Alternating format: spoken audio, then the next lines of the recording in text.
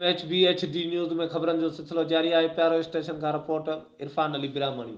प्यारो स्टेशन शहर में रमज़ान शरीफ में भी करबला जहिड़ो माहौल। शहरी पानी लाइ फुड़े लाइ परेशान। शहरियुनि खे गुज़िरियल 2 महीननि खां पाणी जो ढुक न मिलियो। शहरी परे परे खां पैसनि ते पाणी भराइण ते मजबूर। रोज़ेदार रातियूं वेही पाणी लाइ परेशान। पब्लिक हेल्थ दादू जे चूंडियल नुमाइंदनि मसइले खां अणॼाण। शहरी सूरनि में वधी रहियल आहे नोटिस वठण जो मुतालबो। प्यारो शहर के मुख़्तलिफ़ पहाड़नि में पीअण जो पानी जो बहिरान शदीद थी वियो आहे। शहर जा अक्सर पहाड़ा हिन वक़्त बि पानी ढुक लाइ परेशान आहिनि। प्यारो शहर पाड़ो, ब्राह्मणी पाड़ो, मल्लाह पाड़ो, पंवर पाड़ो समेत अक्सर पहाड़नि में गुज़िरियल 15 ॾींहंनि खां वाटर सप्लाई पाणी बंदि।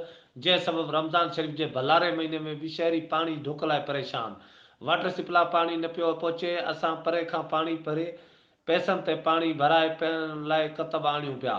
जॾहिं त असां पोइ 2 हफ़्तनि खां वाटर या शाख में वेझूं पिया, पर असांजे घर जा कपिड़ा किथे धोपिजनि रिद पचा कीअं थिए।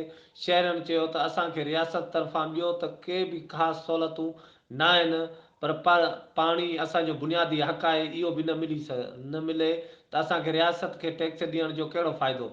शहरियुनि नबी बख़्श मल्लाह, नबन चांडियो, सईद ब्राह्मणी ऐं ॿिनि चयो त ज़िले इंतिज़ामिया इन हवाले सां को बि नोटिस वठण लाइ तयारु न आहे। सरहदी वारा पैसनि ते पाणी भरायो कमु हलाइनि पिया, पर असां ग़रीब जेके 2 वेलनि जी मानी लाइ परेशान आहियूं, इहे किथां पैसनि ते पाणी वठूं। इंतिज़ामिया असां सां करबला जहिड़ो कहर कयो वेठी आहे।